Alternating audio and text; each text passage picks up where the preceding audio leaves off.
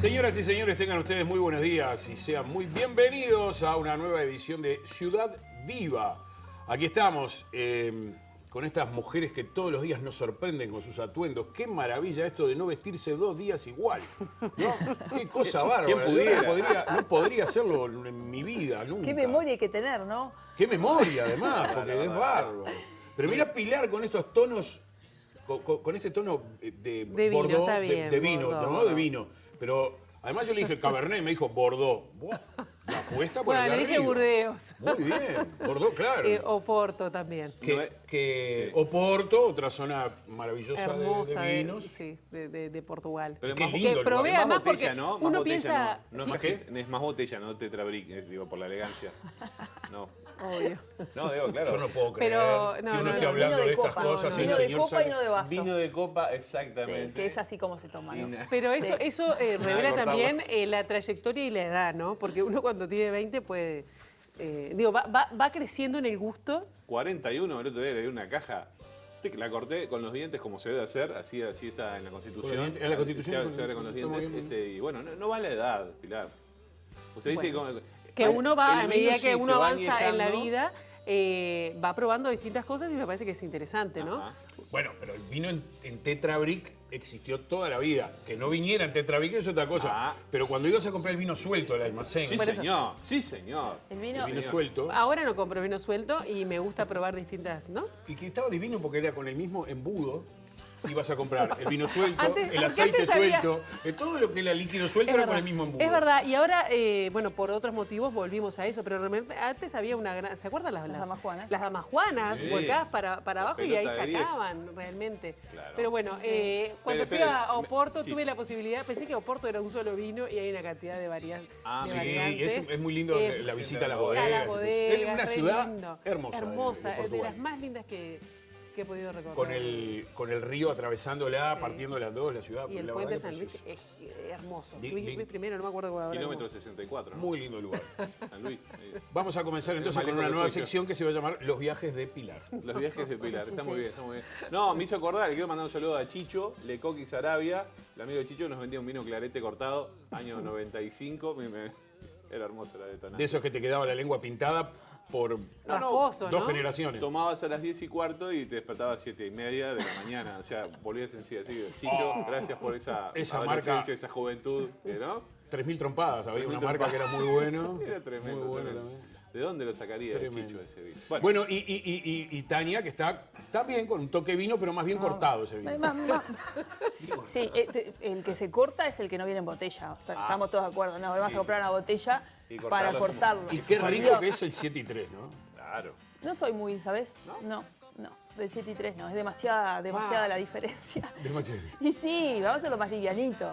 La proporción no es mucho como Pero- para mí, pero si toca cortar con un refresco una bebida alcohólica, que también he sabido en otras épocas, la cerveza también, es una sutileza. Es como el café con leche, que uno le pone un chorrito apenas de leche. Bueno, acá lo mismo también, un poquitito de alcohol. No soy mucho del En del España alcohol. son como más finoli y le llaman tinto de verano, ¿no? Que agarran el tinto y le ponen una bebida normalmente parecida como la Sprite o la Limol de acá, ¿no? Sí. Y algunos lo cortan con una cosa que se llama casera, que es un agua mineral, pero media dulzona y poco gasificada. Nosotros acá le llamamos 7 y 3, ¿no? Acá se le llama 7 y 3. Mi rojo es más refresco, me parece, que vino. Así ¿Más que, refresco? Sí, sí, más refresco. Granadina. Sí, sí. ¿Se acuerdan? La granadina. Lindo, Sí, sí, lindo sí. aporte, muy bien Bueno, la granadina. Me toca este fin de semana ir al interior y ahí hay otro abanico de bebidas. Hay Tacuarí, hay una en Melo que es como el gran descubrimiento, el que no probó. Tacuarí, Capaz que sí. estoy diciendo mal y me No, matan cuando está- llegue a casa. La bebida cola. No es una- cola, es como una refrescante. cosa indefinible. Porque es una E mezcla de indefendible granada. también. No, digo eso y me sacan la ciudadanía que la estoy pidiendo. No entra nunca No más. entro nunca más Claro. ahí, pero tiene, creo que se llama Tacuarí y es como una naranjada, es como una mezcla de Fanta con granadina. Ahí va. Sí, sí, una cosa. Traigo el lunes. Como decía Traigo- Garrote traigo Catalina lunes. en Voy a el traer el 2004, si le pones 14 cubos de hielo, más o menos se pasa. Hay cosas que son así, No, fría, no. va. Sí, sí, frío. Es rica, pero te la venden como cuando vos vas a un lugar así, te debe pasar también cuando viajás al exterior, me ha pasado también. Hace mucho que no viajo, pero cuando viajaba, que te muestran algo como decir, esto te va a encantar. Y vos probás y sí, pero tampoco es que es la... Pero cuando es algo que los representa, es como... Y uno... No, Tiene que poner cara de, riquísimo. "Oh, Claro, sí, pero me es como gustó". cuando el que viene de afuera y le decimos el mate. El mate. Y bueno, es amargo. Y ahí viene ¿no? el sufrimiento. No, hay uno sí. que ponga cara linda, que prueba mate por primera vez. Y nadie, ni siquiera nosotros mismos, por ser uruguayo, el primer mate que tomás y no pone cara de horrible. Si no claro. pone esa cara, no está bien No armado. está bien armado el mate, Claro, seguramente. claro. Una Está muy cosa solamente, quiero contarles que anoche estuve en el lanzamiento del libro, que es un libro biográfico de Cacho de la Cruz. Qué divinura ver ahí al propio Cacho, Sí. a De Nevi. Cristina Morana, Jorge de Nevi, junto con el autor del libro, Joaquín Doldán, también estaba Mauricio Rodríguez, colega de Canal 4. Las anécdotas que contaron de la vieja televisión, ¿se acuerdan que ayer estuvimos hablando de la vieja televisión y de las cocineras mediáticas señor. como Doña Petrona Sí. y nuestra querida Cordon Bleu? Bueno, tremendo. Fue una noche fantástica y nos reímos muchísimo. La verdad que pasamos bárbaro. Un grande. Bueno, tema, ¿qué hacemos? ¿Vamos al CGM o...? Solo cortito decir que hoy se van a presentar, tanto en la Junta Departamental como en el Parlamento, van a ingresar los proyectos de rendición de Bien. cuentas departamental en el caso de Montevideo, nacional en el caso del Parlamento y con sorpresas, ¿no? Porque, bueno, todavía no se conoce el contenido, pero, por ejemplo, ya COFE, que ayer firmaba el convenio salarial, no lo va a firmar porque se enteró que había 40 artículos que podían estar afectando al funcionariado público. La carrera administrativa concretamente. Exactamente, no los tenían bien definidos que también nos enteramos hoy temprano que puede haber artículos que tienen que ver con cambios importantes, prácticamente la eliminación de varios artículos de la ley de medios. La derogación de la ley de medios, salvo 2 puntos nada Dos más, ¿no? puntos, Eso es lo que salió en búsqueda del día de hoy. Exactamente, que tiene que ver con que se mantendrían los partidos De la selección nacional. de la selección nacional en etapas definitorias y el lenguaje de señas, pero prácticamente el resto caería, ¿no? Ujú. Sí, y lo que también señalaban en búsqueda que eso también es como mandar una señal para que rápidamente se pueda votar a nivel parlamentario una nueva ley de medios que está trancada desde hace bastante tiempo porque no hay acuerdo entre los socios, fundamentalmente con Cabildo Abierto. Es una noticia muy triste para la producción nacional, ¿no? La ley daba determinadas garantías porque exigía. Es una buena noticia lo de la lengua de señas, una cuestión que avanzó gracias a la legislación. TV Ciudad tiene una historia enorme respecto a la lengua de señas, también en programas no informativos, puramente informativos, pero es una realidad que llegó a la televisión privada gracias a esta ley. Sí. Hay que agradecerle a esta ley que esto fue posible, que realmente cuando hablamos de televisión para todos estamos siendo un poquito más justos, más cercanos a la verdad.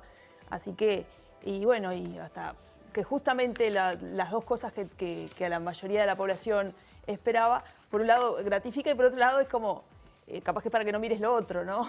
Capaz que estas dos cosas que son importantes y que discutimos en el día a día, está bueno, hay que celebrarlas, pero hay que empezar a rascar en toda la cantidad de cosas que también avanzamos, por ejemplo, en trabajo para la gente, en identidad, de mirarnos hacia adentro cuando hacemos también televisión, sea pública o privada. Y también se quita el freno que tenía, de alguna manera, la concentración de medios en pocas manos o en una sola mano. Una de las cosas que intentaba la ley de medios era precisamente la diversidad de contenidos y la diversidad de medios de comunicación. Al caer la ley de medios, bueno, ahí se pondría en tela de juicio toda esta política. Sí, porque había limitación en cuanto al número de radios, por ejemplo, que te podía tener un grupo económico y sumado también a ciertos, bueno, a papel y demás. Bueno, sí, eso también caería. Pero bueno, todavía falta discusión parlamentaria y conocer a fondo los detalles. Sí, A vamos las 3, ahí va. Bueno, a las 3 de la tarde entra a la Junta Departamental y a las 5 rendición de cuentas en el Palacio Legislativo. Y vamos a seguir ese tema, ¿no? Claro que sí. Ustedes que hacen informativo, por Y- favor.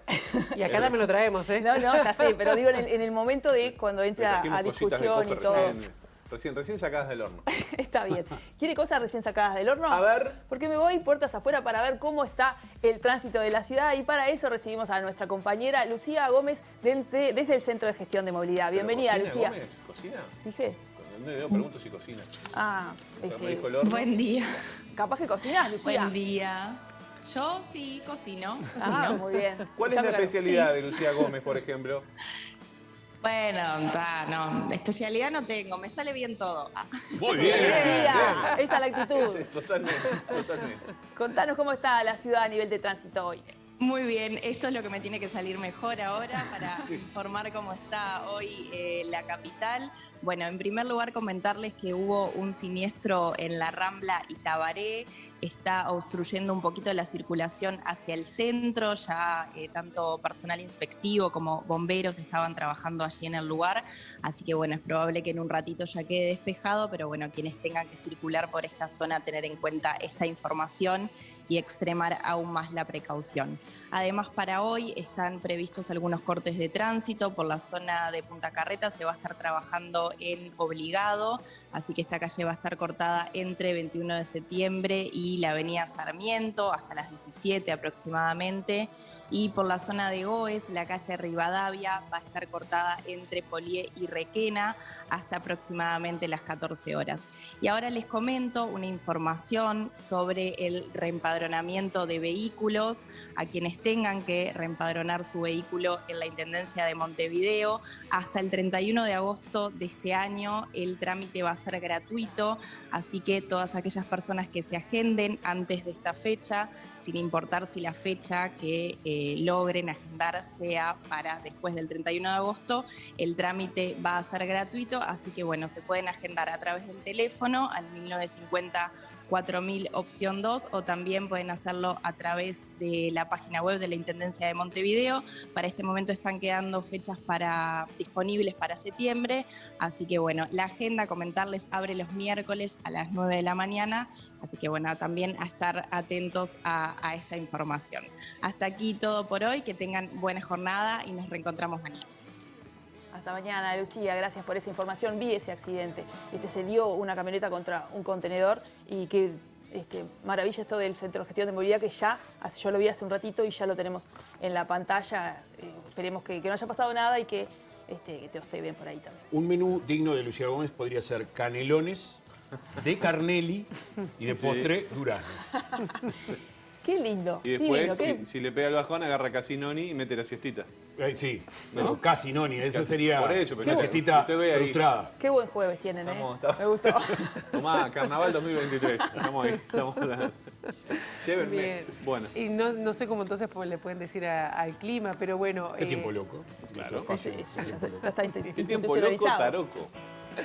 Bien, hoy teníamos 7 grados de temperatura temprano. No sé cómo seguimos en 7 grados hoy. No. Póngale ganas, taroco. Si no, Él vamos a tener que rever ese Él contrato. respondió a mi tono, está muy bien. Y 7 hoy grados. tenemos una máxima de 15 grados, el cielo va a estar algo nuboso con periodos de claro. Mañana viernes, ¿cómo empezará el mes? Les cuento que hoy Sí.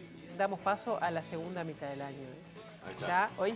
y bueno, 30 Mañana de es junio. claro, está bien. Mañana es primero, ¿no? Hoy se ¿Cómo- termina el primer semestre. Se parte de verdad el año. acá. Sí, realmente. Llegamos ¿no? al Ecuador del año. Quiere decir que ahora estamos alargando un poquito más los días, 7:50 está amaneciendo el sol. Yo todos los días trato de escuchar a ver cómo se me alarga, pero bueno. La mañana va a haber algunas precipitaciones, cielo algo nuboso, 2 y 16, el primer día del mes de julio, y empezamos el fin de semana sin precipitaciones, 6 y 14 las temperaturas extremas, y aparece el sol en algún momento del día. Sí. Anunciaste lluvia, Pilar, todo mal. Y bueno, pero poquito, y las agrometeorológicas para mañana. Pero miren el sol, qué lindo este sol invernal que nos acompaña. Que ¿no? un poquito- Ojalá se alarguen los días. Sí, sí, sí. Sí, sí. Un poquito. Ojalá no. Se van a ir alargando. Sí. A vos te preocupa porque sos un No, y con el frío, viste vampiro noctámbulo. Sí. Se te va a ir acortando Sí, el, claro. el El frío, hábitat. Hablando el de- frío es lo que tiene. De acordar, siempre es corto el tiempo para nosotros, pero hoy igual, con hora y media que tenemos de programa, la verdad que hoy nos lucimos, ¿no? Bueno, y me voy a lucir yo, ¿eh? A ver, Opa. Porque no, ¿Qué va a lucir? Porque me Y de encanta. pie.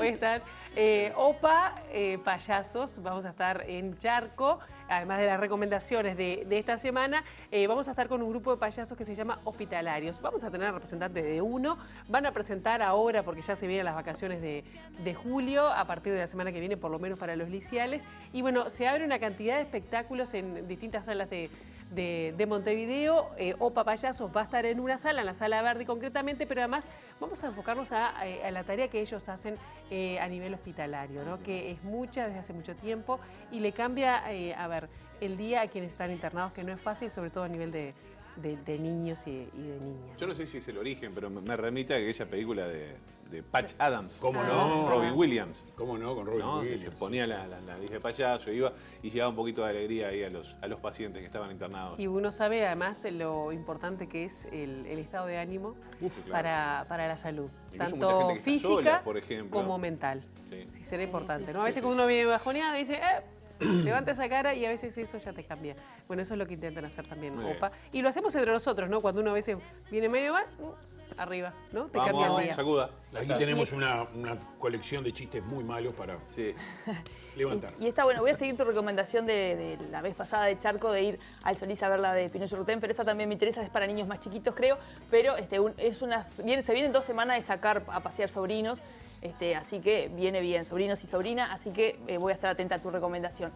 Por mi parte, voy a tener el placer hoy de recibir, de conversar mano a mano con José Pedro Charlo, un amigo de esta casa, tiene una historia enorme a través de documentales, películas, como escritor también, como productor, pero especialmente como realizador, en esto de estar cerca de historias que tienen que ver con el pasado reciente, no solamente con la dictadura, sino con historias de trabajadores, por ejemplo. En esta semana tan especial va a ser un placer hablar con él y mostrarles, llevarles a sus hogares un poco de esa mirada desde ese costado, desde la cultura, desde el cine, desde el documental, de esto que ha pasado en los últimos 40 años.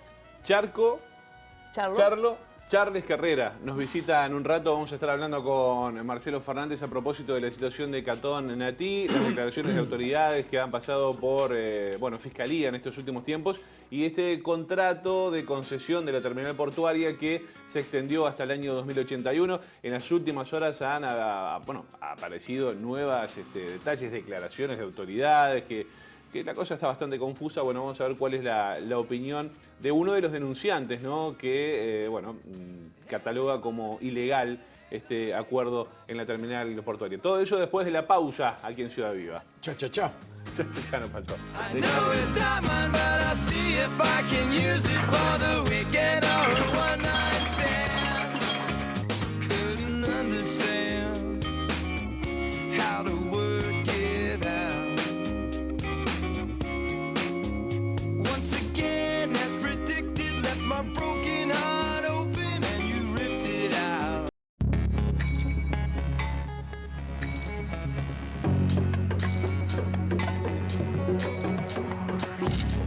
Bueno, señoras y señores, faltan 5 para las 9 de la mañana. Lo decíamos antes de la pausa, el tema, Catón Natí, todo lo que tiene que ver con la concesión de la terminal portuaria hasta el año 2081, ha generado muchísima polémica, más en las últimas horas porque hubo declaraciones de las autoridades, en este caso el ministro actual del Interior, Luis Alberto Heber, ex ministro de Transporte, cuando se negoció este contrato, pasó por Fiscalía, al igual que Rodrigo Ferrez, el secretario de Presidencia de la República, que estuvo también allí en la redacción. Vamos a compartir con ustedes brevemente la llegada del ministro Heber el otro día a Fiscalía antes de declarar.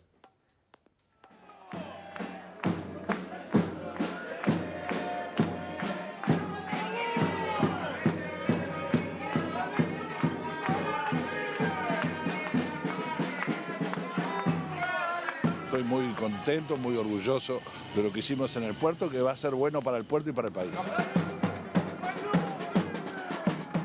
Tenemos un profundo dolor de tener que estar aquí. Nosotros tendríamos que estar trabajando y produciendo como estábamos hace un año o hace 6 meses, hasta que nos empezaron a robar el trabajo por culpa del mal acuerdo que firmó el gobierno con Catón Natí.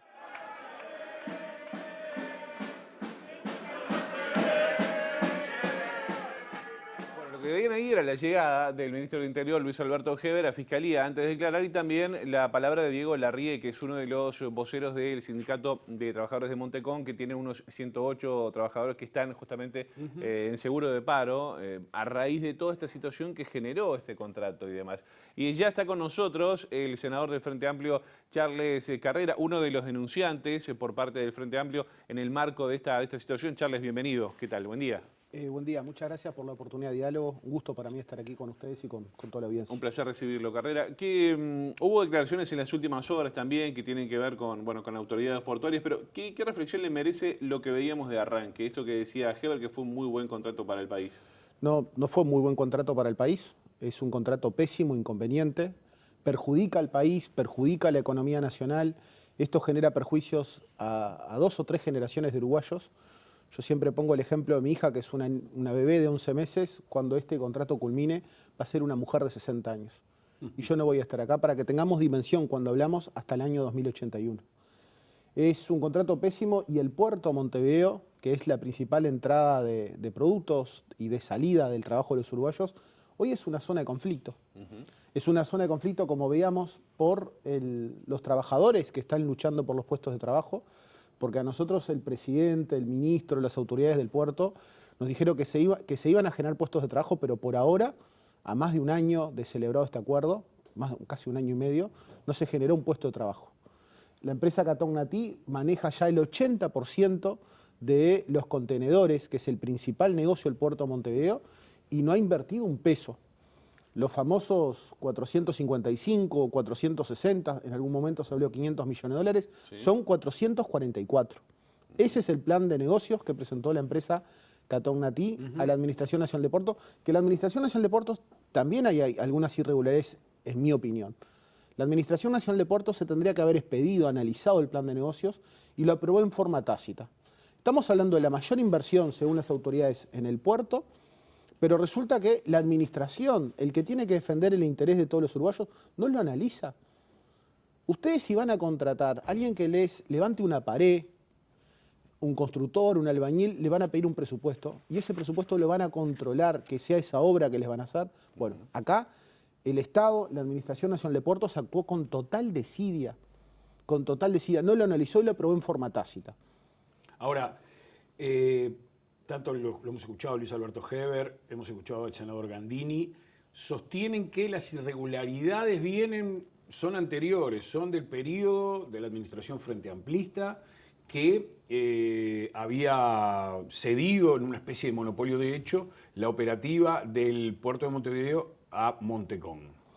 Mira, nosotros en el expediente o lo que pudimos investigar, en primer lugar nosotros no vamos a defender a Montecom, nosotros defendemos el interés general, el interés público, el interés de todos los uruguayos. Montecom es una empresa privada que se está defendiendo sola y está desarrollando una serie de acciones. Lo que nosotros te podemos decir es que si había que intervenir o actuar sobre Montecom porque era una empresa que cometió ilegalidades, bueno, que hubieran intervenido sobre Montecom, que le hubieran sacado la calidad de operador portuario, que no fuera una empresa habilitada para trabajar en nuestro puerto. Pero acá, en vez de tomar esa acción, el Estado lo que hizo fue regalar el puerto Montevideo a cambio de nada. Entregó el principal negocio del puerto Montevideo hasta el año 2081 a cambio de nada, asumiendo una serie de obligaciones para el pueblo uruguayo. Entonces, lo que nosotros señalamos es, la empresa Montecom es una empresa que fue constituida en el año 2000 por una persona muy vinculada al Partido Nacional de nombre Yandi, era un empresario de estos temas logísticos, portuarios, era asesor de la calle Padre, la constituyó en el año 2000. Trabajaba, en lo que pudimos ver, de acuerdo al ordenamiento jurídico vigente, explotando, es decir, aplicando la ley de puertos. Pero resulta que luego de este acuerdo lo que hace es se crea un monopolio de hecho que le da un beneficio exorbitante a Catón Natí y se la desplaza de este negocio. Eso es lo que podemos decir. Pero si hay irregularidades, nosotros ahora lo que estamos denunciando son un conjunto de arbitrariedades y ilegalidades de este acuerdo sobre el acuerdo Uruguay-Catón Natí. Esto no está siendo investigado en la justicia. Y el otro día también algo que quiero aprovechar la oportunidad, es decir, que todas estas autoridades que concurrieron del Poder Ejecutivo, el ministro del Interior, el prosecretario de Presidencia, el subsecretario de Transporte y el presidente de la Administración Nacional de Puertos, concurrieron en calidad de indagados, es decir, están siendo investigados, porque hay una denuncia fundada del Frente Amplio. Una denuncia donde concurrieron una serie de expertos que no son de mi partido, sino que votan a los partidos tradicionales, que han reafirmado la posición que sostenemos los legisladores del Frente Amplio. Ahora, las autoridades actuales cargaron contra las anteriores. ¿Por qué se da esto allí? Porque, entre otras cosas, Ferrés, por ejemplo, decía que había una concesión desde el año 2001 por 30 años y lo que se hizo fue modificar este nuevo contrato. Sí, acá es... Yo lo que te puedo decir es que, por lo menos, lo que pude analizar, lo que pude investigar y estudiar, lo que investigamos del Frente Amplio es que desde el año 2000 hasta el 1 de marzo del 2020, el ordenamiento jurídico portuario se aplicó de una única manera. Es decir, 3 presidentes de las repúblicas 2 partidos políticos en el gobierno interpretaron el derecho de una misma manera. Esta empresa en su momento le inició un juicio contra un acto administrativo de la presidencia del doctor Jorge Valle en el año 2003, aspirando estas aspiraciones, es decir, con estas mismas aspiraciones que este gobierno le concedió hoy, el monopolio privado del manejo de los contenedores, y la justicia administrativa uruguaya le dijo, no, usted no tiene razón.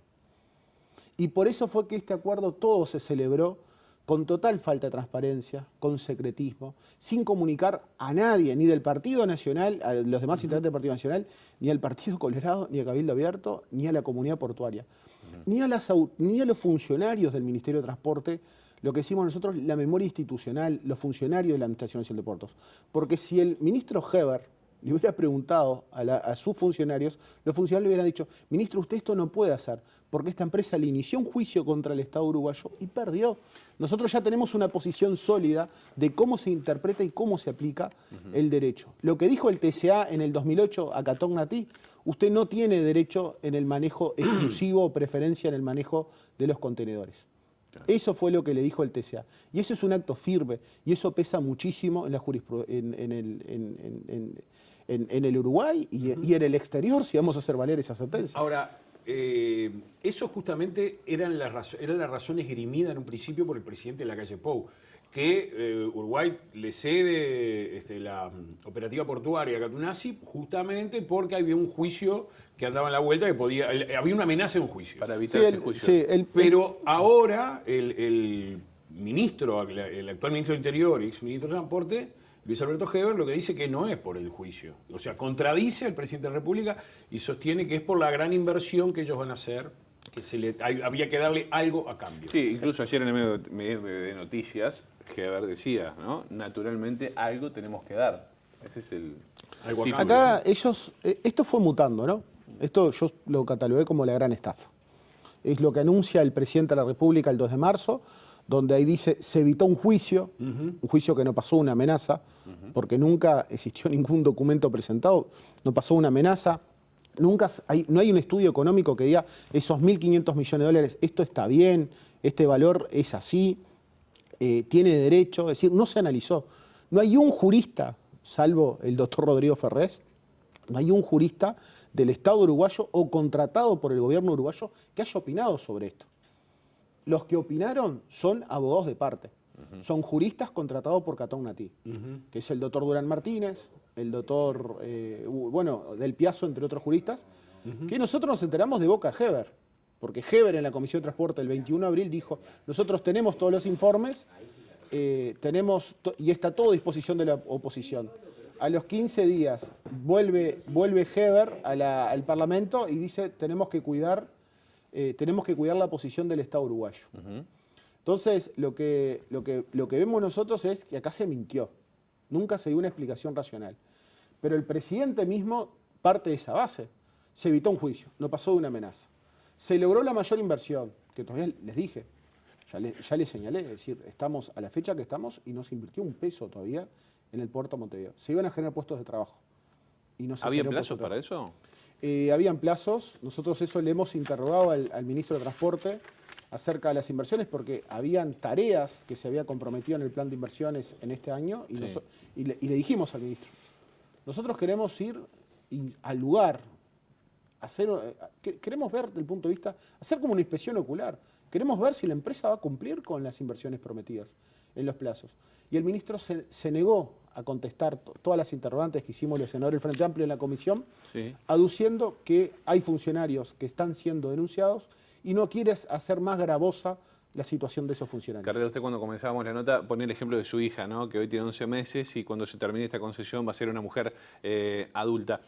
¿Cómo son los contratos a nivel portuario? ¿Se dan con este tipo de características tan largos? ¿Qué dice la ley de puertos a propósito de esto? Porque uno de afuera que no entiende del tema o que lo conoce, cuando la primera vez que uno tomó contacto con la noticia dice, che, hasta 2081 es como mucho. Claro. Acá, el tema acá es que le dimos hasta el 2081 a cambio nada. Porque yo creo que uno puede hacer una concesión por 20, 30 o 50 años. El tema acá es que no le pedimos nada para el Estado uruguayo. Porque la principal inversión que habrá que hacer el Estado uruguayo, el dragado, que cuesta miles de millones de dólares, el mantenimiento, es algo que va a tener que hacer el Estado uruguayo en beneficio de un privado. ¿Y la inversión que hablan de esta de 400 y pico de millones de dólares? Pero esa inversión es una inversión en beneficio de la propia empresa.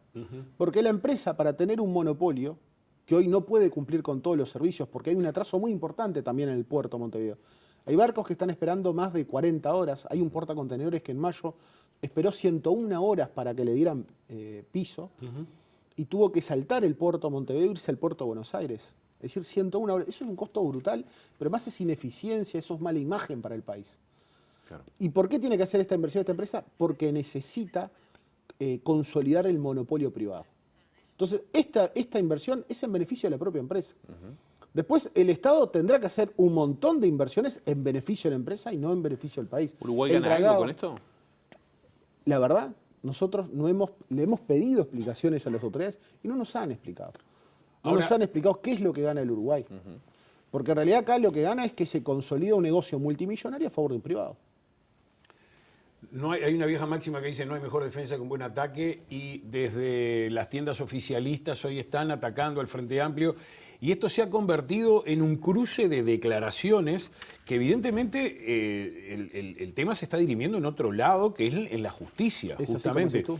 en donde supongo yo, quiero creer, que los operadores judiciales no se van a dejar llevar por las declaraciones de una parte y otra. Habrá que estar a las pruebas que se hayan presentado. Sí, a nosotros no nos gusta porque igual desde las autoridades yo creo que están presionando a la justicia. Cuando algún tipo de declaraciones se comienzan a hacer, cuestionamientos al sistema de justicia, ahí hay un cuestionamiento a la justicia.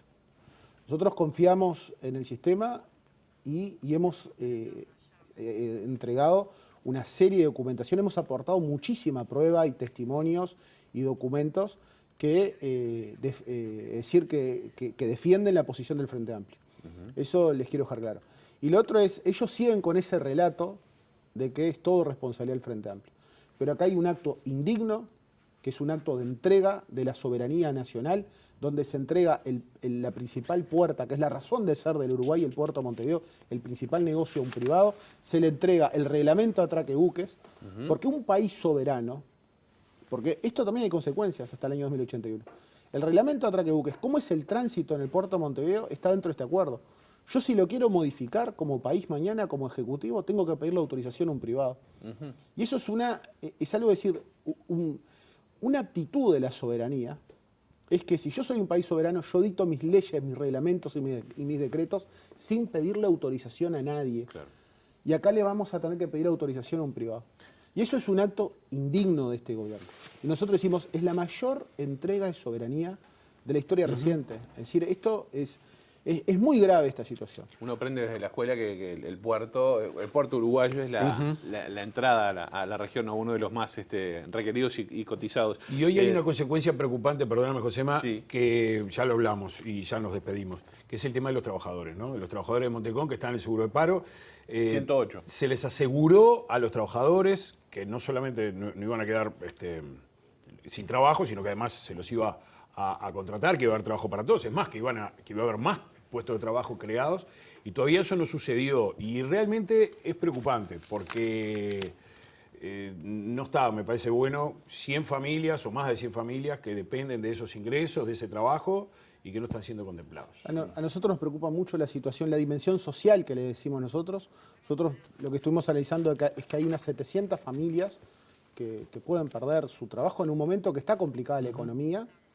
Y a nosotros también lo que nos preocupa son la serie de obligaciones que asumió el Estado uruguayo, que hoy ya las está incumpliendo, porque el dragar a 14 metros el ingreso al puerto de Montevideo es una obligación que ya la estamos cumpliendo, y si no lo cumplimos, la empresa nos puede iniciar juicios, abatir el canon, juicios por lucro cesante, daño emergente, bueno, todo eso ya se está incumpliendo. Y nosotros, lógicamente, hoy esto está en la opinión pública. Y la empresa no nos está exigiendo todas esas obligaciones, todo eso que se le concedió a ella, no nos está exigiendo, porque esto es un tema que está en el debate público. Bien. También tengamos presente eso, de que nosotros, la cabeza de los uruguayos, estamos como una guillotina. Es decir, acá estamos en una situación muy compleja realmente, y por eso es que estamos muy preocupados desde el Frente Amplio. Senador Charles Carrera, le agradecemos estos minutos con Ciudad Viva. En febrero ampliaron la denuncia, ¿pueden surgir más elementos? Estamos analizando todo este tema del plan de inversión que les decía, que nos parece que es absolutamente... No se puede actuar con tanta desidia como se actuó en el manejo de esto. Bien, vamos a hacer el tema. Muchas gracias. Muchas gracias. ¿Hacemos una pausa? Nos vamos a una pausa, enseguida volvemos. Con todo lo que ves, con su ruido, con su gente, consume vejez y no puedo evitar el humo que entra hoy. Pero igual sigo creciendo, soy otro carbón, no voy a imaginar la pena en los demás.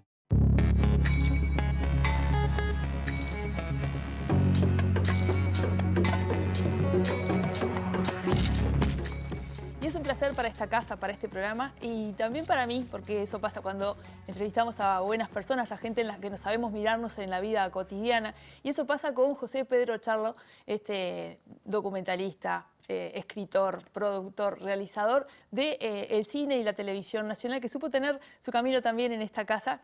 Sos uno de los nombres que nos engrandece. Muchas gracias por venir, José Pedro. ¿Qué tal? Bueno, con mucho gusto estoy acá. La verdad que es como una casa para mí.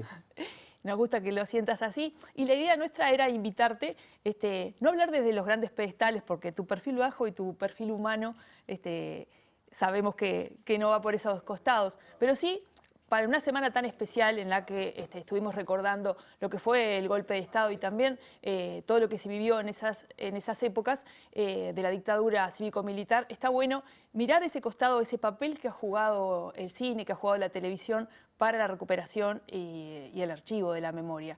Y en ese sentido, vos has construido una gran parte de eso, junto a otra enorme cantidad de documentalistas uruguayos. Ha habido como una sincronía en encontrar la búsqueda de distintos lugares de la memoria, ¿no? Bueno, yo creo que es algo que ha estado presente, digamos, en el acumulado uno ve que hay un avance en temáticas que buscan reflexionar sobre nuestro pasado inmediato, en un sentido muy amplio. Y bueno, me parece que está bueno mirar el pasado con los ojos del presente, o sea, qué es lo que está buscando, qué es lo que estamos buscando cuando estamos reflexionando sobre la huelga general, por ejemplo, ¿no? No se trata solo de informarse al máximo sobre cómo se organizó, sobre cómo se desarrolló, sino sobre todo a partir de ahí pensar. Para mí casi el tema central de muchas producciones que yo he hecho es llegar desde lo sensible y ayudar o tratar de plantear que cada uno piense sobre lo que está viendo y sobre lo que ve alrededor, tratar de vincular lo que está viendo en la pantalla con lo que ve alrededor, ¿no? Y hay una nueva lógica que, por ejemplo, ha asumido la Asociación de Madres y Familiares de Detenidos Desaparecidos en las últimas 2 ediciones de la marcha, sea virtual o presencial, y también a través de sus campañas, en esto de humanizar, de hacer carne esos rostros que nos interpelan. Pero esa parte de humanizar el relato ha sido una constante también de tu obra.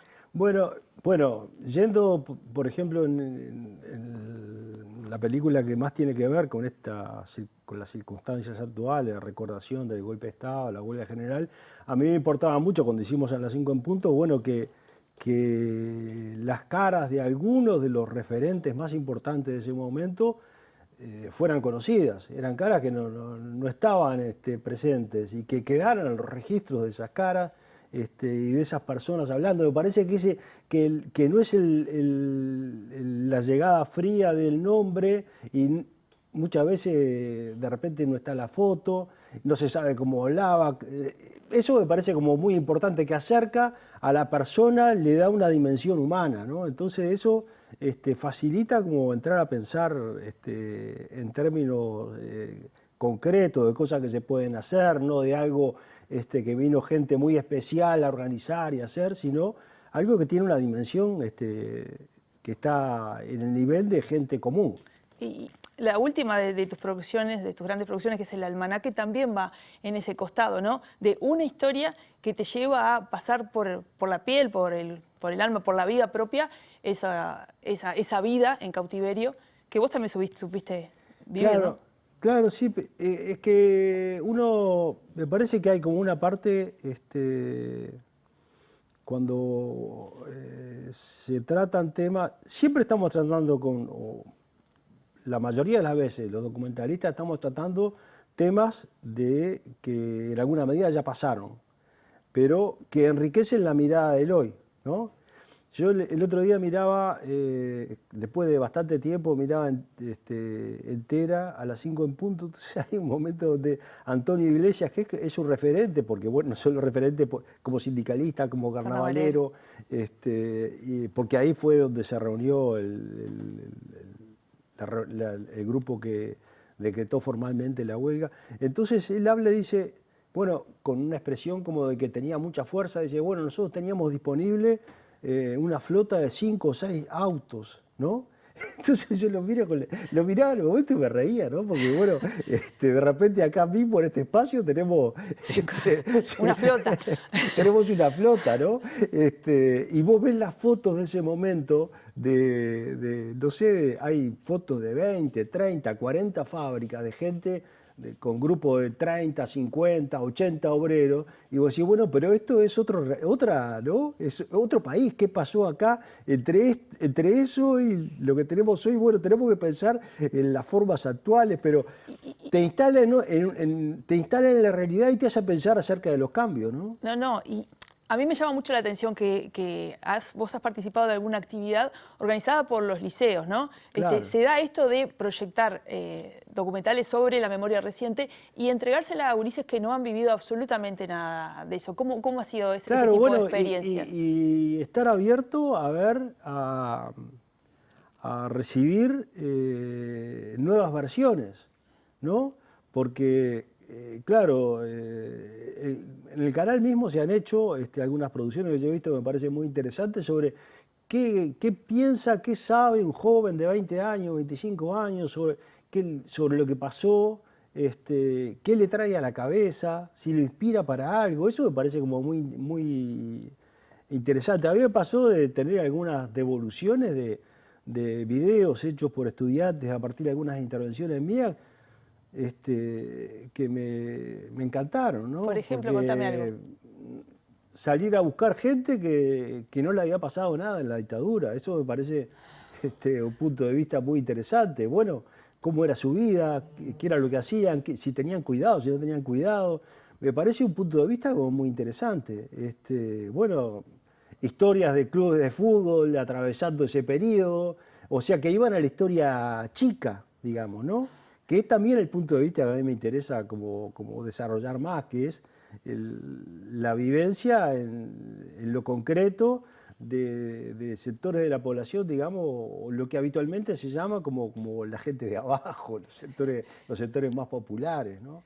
Se ha contado mucho de nuestra historia y parece que uno abre, por ejemplo, ahora salió lo de los adolescentes en cautiverio, que a nivel periodístico también fue una especie de novedad, entre comillas, para nosotros descubrir esa dimensión tan fuerte de lo que fue la dictadura cívico-militar.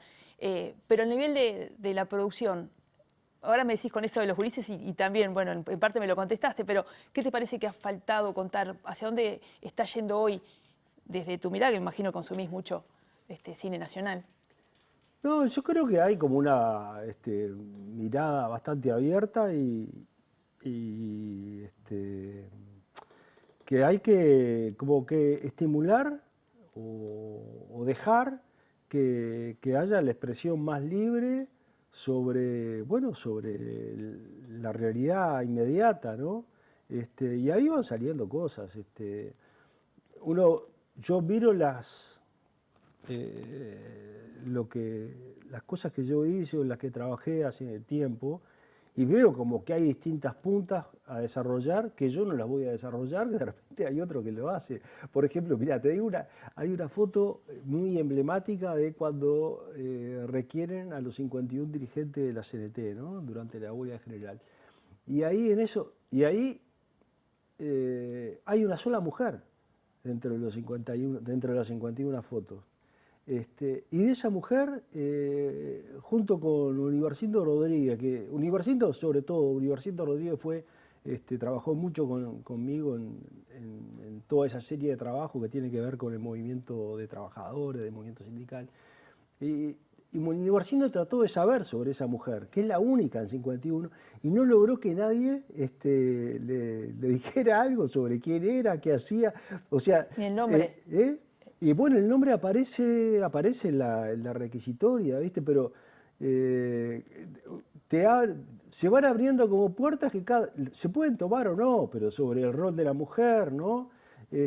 Cómo lo vivía, porque nosotros, por ejemplo, ahí en las 5 en punto, sobre todo el punto de vista que hay es de los referentes más importantes, pero bueno, ahí están, había mucho indio, entonces, bueno, cómo la persona de base que entendía, básicamente, bueno, funcionaba según los criterios que en su lugar se habían definido, bueno, cómo lo sentía, cómo lo transmitió, si lo transmitió o no, ¿no? Cómo se vive de repente, yo que sé, en lugares que fueron muy impresionantes en ese momento, en Villa Española, en el Cerro, la gente cómo lo recuerda, ¿no? Si hay mucha fantasía, si le sirve como un elemento inspirador para las preocupaciones que tiene hoy. Estamos cerrando esta preciosa conversación, pero me gustaría que me dijeras, vos decís que que alguna de esas puntas no vas a hacer vos. ¿Cuál sí vas a hacer o te gustaría hacer? Bueno, yo estoy ahora, mirá, estoy con 2 o 3 proyectos de trabajo, y bueno, la mirada, en realidad, por ejemplo, hay un documental que estoy finalizando que tiene que ver con la primera infancia. O sea que estoy como... Hay algunos temas que me preocupan mucho y de las cosas que más me preocupan es el tema de, bueno, la gente que, digamos, o los barrios, los contextos que están como marginalizados en la sociedad, y bueno, todo lo que se gesta ahí y toda la preocupación o lo que se podría plantear para construir trabajar, para construir ese espacio. Ese es como un tema central que lo tengo. Así, estaremos atentos a eso. Y para irnos pensando, no lo nombramos acá porque nos enfocamos un poco en lo del pasado reciente, pero tenés un precioso documental sobre un coro de adultos mayores, sí, así que bueno, esa mirada también de cómo podemos construir desde la territorialidad también está presente en tu obra. José Pedro, la verdad, un placer que hayas estado con nosotros. Bueno, me encantó estar contigo y bueno, nos veremos nuevamente. Ahí está tu casa, lo sabés, así que te esperamos pronto. Bueno. Y hablando de casa, ¿sabés que yo te manifesté todo mi amor, que es genuino tanto como el que tengo con este mobilero, que vino hoy, parece que llegó ayer, cuentan, de su merecidísima licencia, pero es un placer recibirte, Luca, no sabes cómo te extrañé. Bueno, qué suerte, Tania, que podamos hablar nuevamente, y yo también, a pesar de estar descansando y compartiendo cosas interesantes en el exterior, también los extrañé y extrañé mucho el diálogo con ustedes, el encuentro de cada mañana. Y hoy es un encuentro especial que tiene que ver con organizaciones sociales. Perdón, te vi en la selva, pensé que te perdía. Te vi en la selva, fotos en la selva, pensé que te perdía para siempre, bueno, te perdíamos como canal. Bueno, no. Lo importante era salir vivo y se salió vivo desde ese lugar. No, pero preciosísimos los lugares, los paisajes y también el intercambio con la gente. Allí donde estuvimos, vamos a decir, Tania, porque ya que lo mencionaste, estuve en el Amazonas peruano, en la Amazonía peruana, como se dice. Divino. Pero hablando de intercambio con la sociedad civil, hoy se da una instancia muy especial, porque en Ginebra, Uruguay presenta el informe País ante el Comité de Derechos Civiles y Derechos Políticos de Naciones Unidas, el informe del Estado, después de que las organizaciones de la sociedad civil presentaron también sus informes sobre el avance en los derechos en nuestro país hace unos días. Desde la sociedad civil se presentaron 8 informes y ahora el Estado va a contestar de alguna manera desde su visión. Estamos con Cristina Prego de ANON y también con Santiago Puyol de MISU, de Mujer y Salud del Uruguay. Bueno, 2 de las organizaciones que estuvieron. ANON fue como la dinamizadora para que las organizaciones civiles también presentaran sus informes. Exactamente, buenos días, muchas gracias por este encuentro. Desde la Asociación Nacional de ONGs propusimos, en el marco de un proceso de formación, generar distintos informes de sociedad civil frente al examen de nuestro país en relación al Pacto de Derechos Civiles y Políticos. A partir de ese proceso de formación, que consistió en conocer cómo es el proceso en general y también hacer un acompañamiento para la redacción, se generaron 6 informes donde distintas organizaciones sociales aportaron su conocimiento desde la realidad, desde su trabajo concreto en los distintos territorios, con las personas directamente, sobre las situaciones en las que, bueno, mucha ciudadanía vive vinculado a los ejes del pacto, ¿no? Del Pacto de Derechos. Y bueno, temas como, por ejemplo, vinculados a la situación de las mujeres, a la situación de violencia, a las situaciones de trata, a niños, niñas y adolescentes en contextos de violencia, a lo que tiene que ver con la situación de discapacidad, la discriminación en relación a esta situación, el acceso difícil a la educación y el trabajo, situaciones concretas en realidad a enfermedades complejas, lo que tiene que ver con la situación carcelaria, situaciones vinculadas a la libertad de expresión y de comunicación, acceso diferencial, por ejemplo, a lo que tiene que ver con la reproducción asistida, también muy diagramado por la condición económica de las personas, bueno, situaciones vinculadas a la impunidad en temas de pasado reciente y el contexto de dictadura. O sea, hay una diversidad de temas porque, bueno, el pacto es muy amplio, los derechos civiles y políticos son muy amplios, entonces a partir de ahí los informes establecen la mirada de la sociedad civil y algunas posibles recomendaciones para mejorar esa situación, dado que las organizaciones de la sociedad civil tenemos la responsabilidad de la vigilancia y del seguimiento en relación al pacto. Somos parte, digamos, de lo que Naciones Unidas establece como actores en el desarrollo, por lo tanto ahí tenemos un lugar específico, formal, para poder dar nuestra opinión. MISU, Mujer y Salud del Uruguay, junto a otras organizaciones, Ovejas Negras y otros, presentaron un informe y hablan de un avance en determinados derechos durante esta última década. Por ejemplo, los derechos a través de la ley de reconocimiento a las personas transgénero y también a la mujer y contra la violencia hacia la mujer. ¿Cuáles son las recomendaciones que ahora está pidiendo Mujer y Salud del Uruguay y las otras organizaciones? Bueno, efectivamente, si bien se reconocen los avances, particularmente en las últimas 2 décadas que ha tenido el país, básicamente la gran recomendación sería que efectivamente se cumpla con las normas, por resumirlo en una sola frase, porque efectivamente muchas de las recomendaciones van en el sentido de garantizar que se pueda acceder a los derechos que se han reconocido, particularmente la implementación de la ley trans, como la ley más reciente de las leyes de la nueva agenda de derechos, pero también dificultades que hemos ubicado en materia de que siguen realizando prácticas homofóbicas, lesbofóbicas y de otro tipo de discriminación a personas de la diversidad sexual, por ejemplo, el no reconocimiento en el proceso de cambio de nombre de las personas trans, o a veces dificultades para la implementación efectiva de la ley de matrimonio igualitario también, particularmente en aborto. Hay algunas dificultades que nos preocupan, como es la designación de profesionales objetores de conciencia a cargo de los servicios de salud sexual y reproductiva, en el entendido de que efectivamente esta práctica chocaría contra la implementación misma de los servicios y se podría traducir en nuevas barreras que no habíamos previsto en la implementación de los servicios. En términos generales es eso, si bien tenemos una batería de normativa muy potente y muy avanzada, si no se logra concretar en los hechos, los derechos están siendo constantemente vulnerados por más que se los reconozca. Dentro, estos derechos son transversales, ¿no? Y también se conectan unos con otros, lo que tiene que ver con la diversidad, la situación de las personas en situación de discapacidad también, pero con la comunicación, porque la comunicación, y hay una ley de comunicación que también contempla a las personas en situación de discapacidad, y hoy está en cuestión esto, está en duda. Sí, claramente. Hay uno de los informes que establece, bueno, esto como principio, ¿no? Los derechos humanos son interdependientes, o sea, no, en la medida que uno de los derechos humanos se violente o se vulnere, todos los derechos se vulneran, porque realmente está esta idea de la interconexión de los derechos. Y en ese sentido, uno de los informes establece las dificultades de acceso a la información para las personas en situación de discapacidad.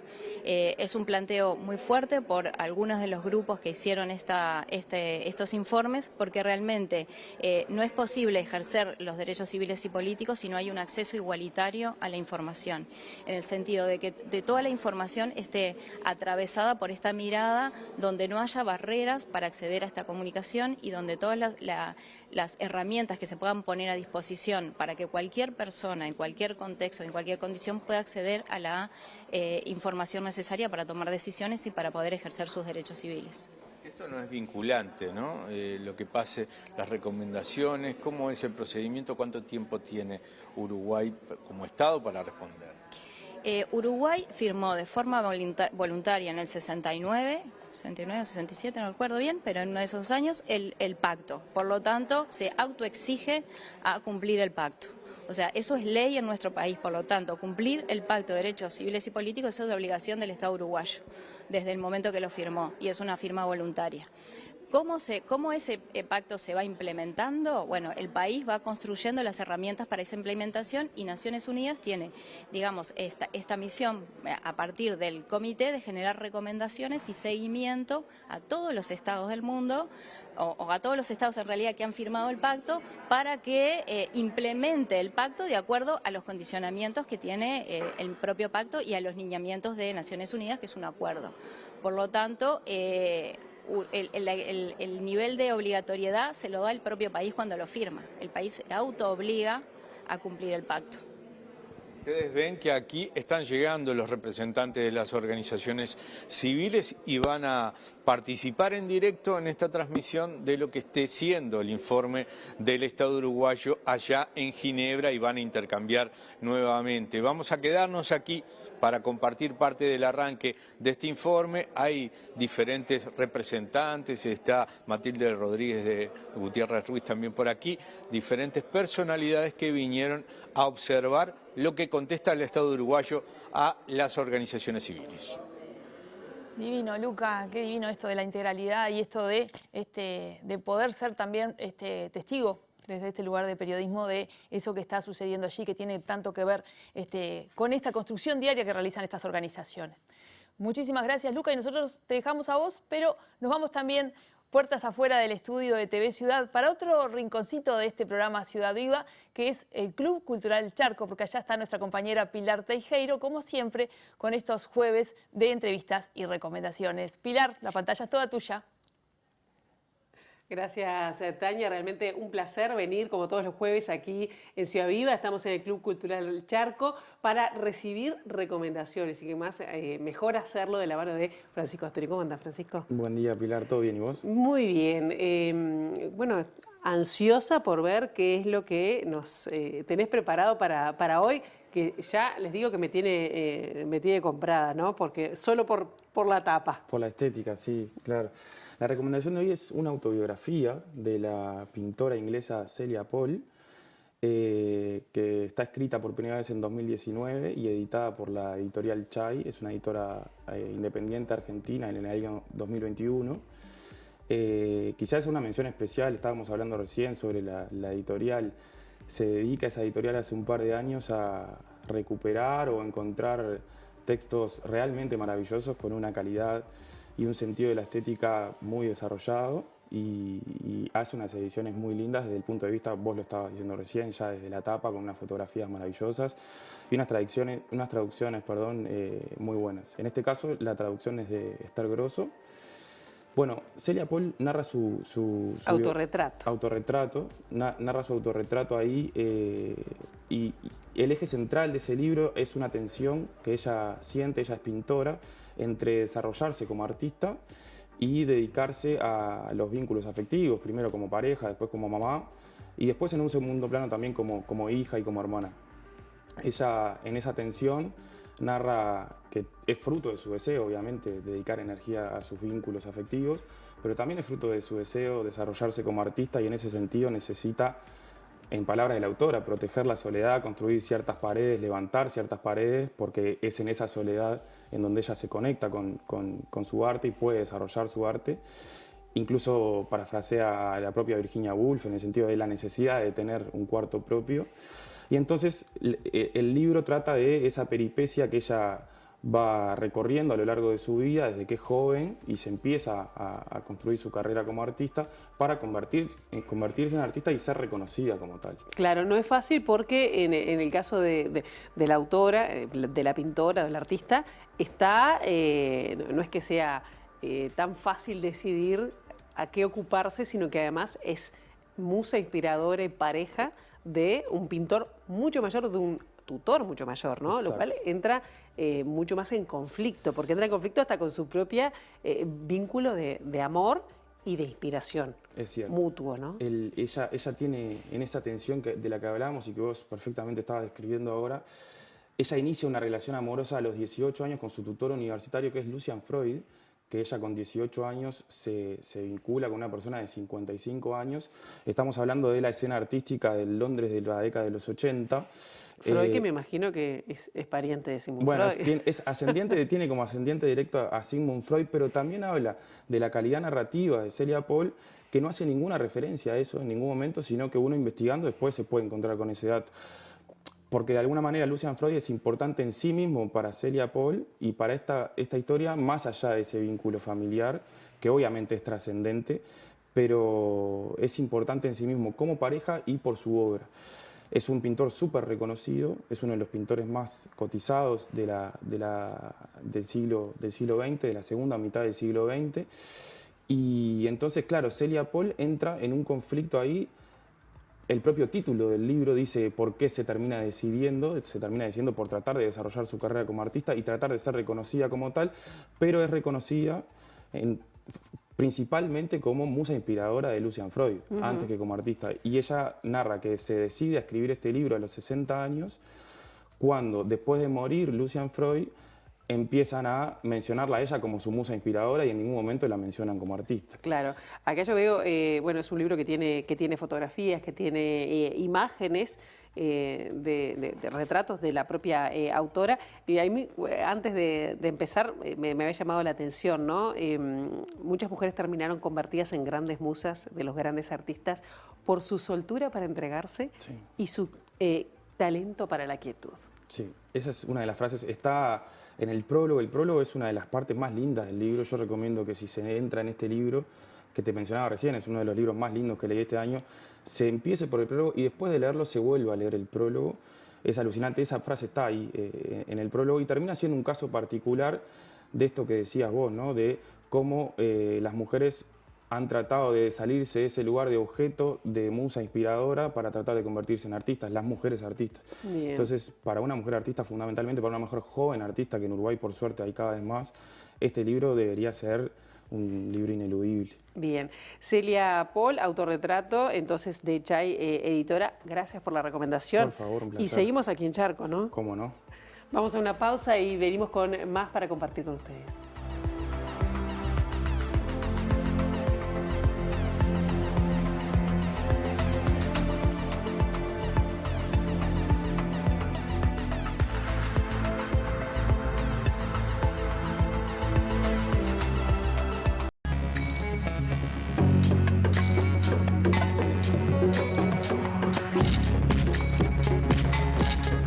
Seguimos en Ciudad Viva, estamos comenzando nuestro último bloque y nos vamos volando al Club Cultural Charco porque Pilar tiene muchísimo más para compartir con nosotros.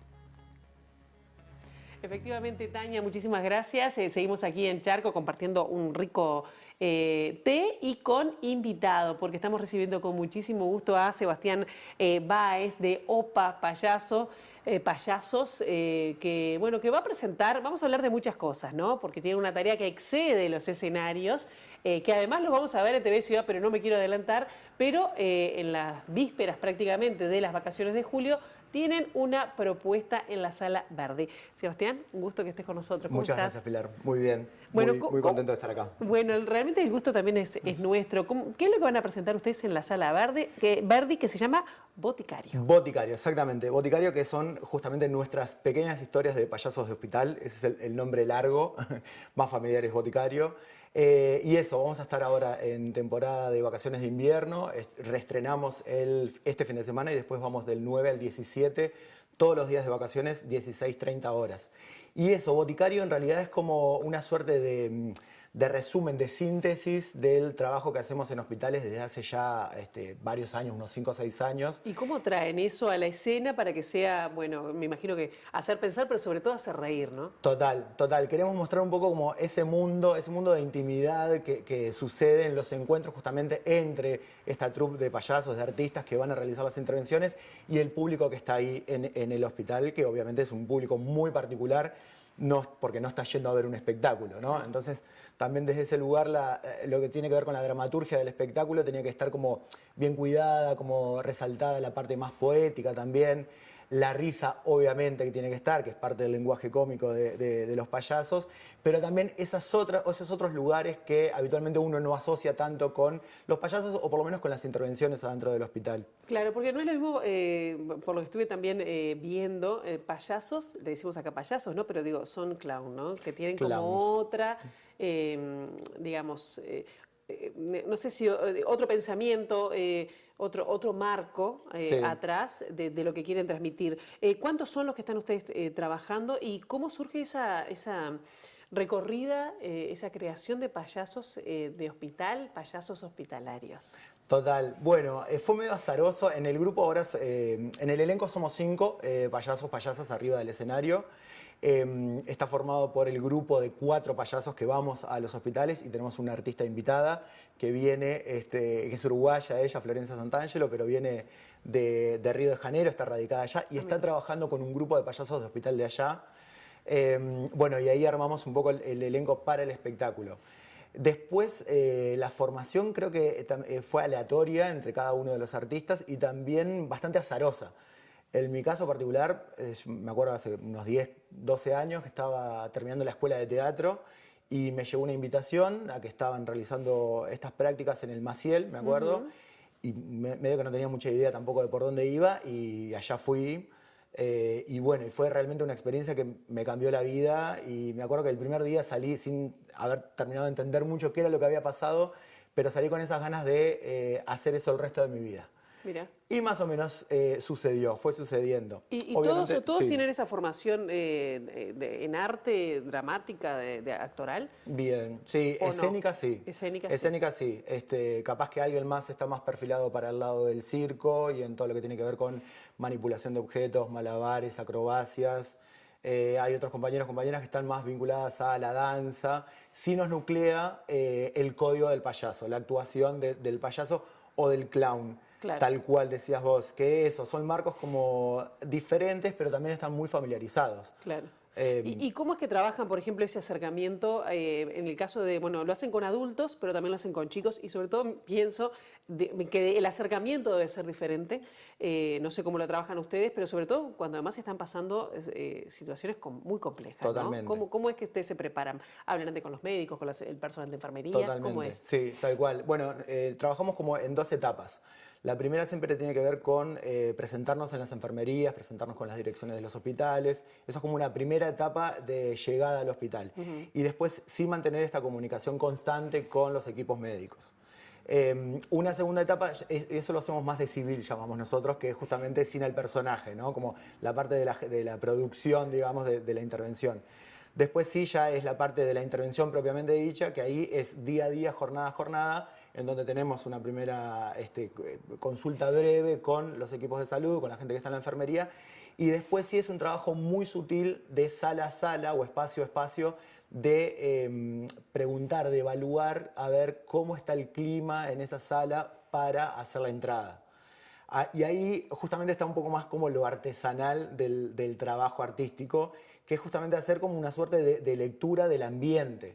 A veces el ambiente da para que sea una fiesta y termina en una fiesta, cantando, bailando, lo que sea, para donde se dispare la intervención y a veces tiene que ver con momentos más mínimos, más íntimos, que puede ser más acompañado por una música o capaz por algún detalle más escénico y no tanto, eso, no tan explosivo o expansivo. Por ejemplo, ¿qué? Bueno, nos pasó esto.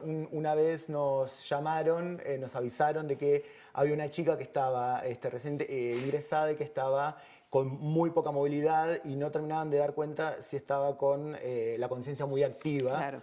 Y nos pidieron especialmente que fuéramos a visitarla y a su vez que no podíamos pasar de la puerta. Era como todo el tiempo eran obstáculos para sortear en esa intervención.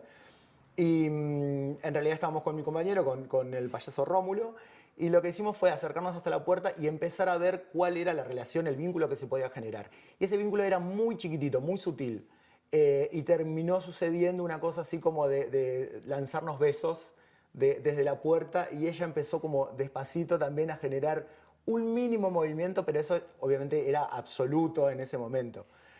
Entonces justamente ahí está como, bueno, a ver qué es lo que sí puede suceder con las posibilidades que tiene la otra persona, y también nosotros en esa lectura de no proponer una intervención que sea o invasiva o agresiva, ¿no? Porque además ustedes ya van pintados y todo, que no es el caso de todos los payasos hospitalarios, ¿no? Total. Eso sí, nosotros es una opción.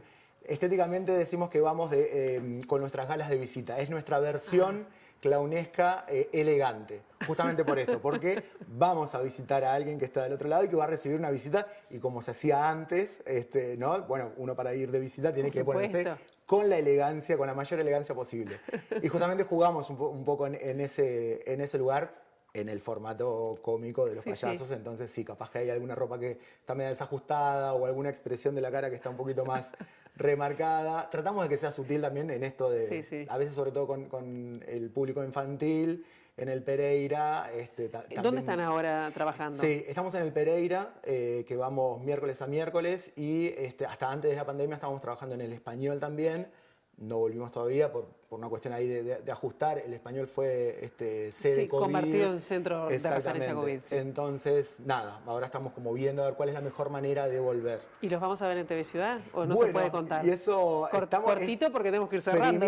Primicia. En breve nos vamos a ver en TV Ciudad. También jugando un poco este lenguaje clownesco que trabajamos desde Opa Payasos para acompañar un poco las tardes y las mañanas también del público más chico. Bueno, ya te vamos a ver. Vamos a recordar entonces, sábado 2, domingo 3, sábado 9, al domingo 17 de julio, 4:30 de la tarde en la Sala Verdi. Sala Verdi. Allí, grandes y chicos, ¿no? Pero ¿para qué público está pensado especialmente? Está pensado para público infantil y familiar. Para nosotros hay un lugar que nos encanta, que es justamente el que vaya la persona chica con la persona adulta, y se genera como una triangulación entre el espectáculo, la persona grande que se ríe de algunas cosas y el chico que se ríe de otras cosas, y ahí genera como una conversa también que es preciosa, es muy valiosa. Bueno, te veremos entonces en la Sala Verdi, Opa Payasos con Boticario. Y ya, antes de despedirte, que te agradezco muchísimo, Sebastián, que ya estés con nosotros, vamos a decirles que en las redes de Charco, de TV Ciudad, vamos a estar dando al ganador de este libro, que se acuerdan que estuvimos promocionando en la semana pasada, como, luego de la última recomendación, más o menos bien, una historia luego del rock argentino, luego de la tragedia de Cromañón. Así que ya tenemos al ganador de esta semana. Mírenlo en redes, que allí va a estar. Sebastián Báez, muchísimas gracias. Muchas gracias a ustedes. Y bueno, nos reiremos, me imagino. Me imagino que sí. Mirá que lo pensamos en producción. ¿Lo hacemos vestido de civil o con las galas? Mirá. Así que preferimos de civil. Genial. Uno puede hablar un poco más en serio, aunque no tanto. Muchísimas gracias. Muchas gracias a ti. Bien, nosotros ahora volvemos contigo, con ustedes, compañeros, allí en estudios. Muchas gracias, Pilar. Muchas gracias también a Sebastián por esta entrevista. Y hablando de reír, antes de ir a nuestra agenda cultural, quiero recomendar algo que no tenemos previsto acá, pero que fui ayer a ver a la Comedia Nacional en la Sala Verdi. Por favor, no se pierdan la trilogía de la indignación. Ayer vi Contra el Amor y la verdad me morí. Me morí de la risa, me morí del amor, me morí de pensar, de irte a tu casa pensando, y eso es lo que genera el teatro. El teatro siempre te cambia. Muy bien. Y eso es lo que está bueno, que uno salga del teatro de una mejor manera de la que entró. Sin está duda. Bárbaro. En este caso yo los voy a invitar pago yo, ¿de acuerdo? Bien, perfecto. Pago yo, los invito a los dos. Anote. En este caso vamos al cine. ¿tá? Primera recomendación. A Media Voz. La película se llama A Media Voz, de las cubanas Heidi Pazán y Patricia Pérez Fernández, que retrata la amistad desde la infancia entre estas dos mujeres que de grandes afrontan los retos de la emigración e intentan reconstruirse lejos de Cuba. Este documental se puede ver hoy en la sala Cita Rosa a la hora 20. ¿tá? Y la otra película es No viajar escondida, que también se las recomiendo. Y ya les digo que los invito a los dos. La entrada es gratuita. Perfecto. José, sí, antes que dígame. digas tu recomendación, Sí, claro. es en la sala Estela, no en la Verdi, dije mal. Ahí Mercedes En y- el Stella de Italia. y Tristana Roja. Ahí está, perfecto, perfecto. Bueno, Socio se presenta mañana en la Sala Magnolio Sala, con lo mejor de su discografía. Y lo vemos adelantando canciones que van a integrar el próximo álbum de estudio. Despierto es uno de estos temas que ya está disponible en todas las plataformas digitales. El show será a las 21 horas y las entradas están a la venta por Ticantel, Habitat y Red Pagos. Y con esto nos vamos. Y un bizcocho hasta mañana a las 8:30. Nos vemos mañana, los veo el lunes. No. Cuiden el nos vemos programa, el lunes. cuiden el Bueno, programa. Haremos lo posible.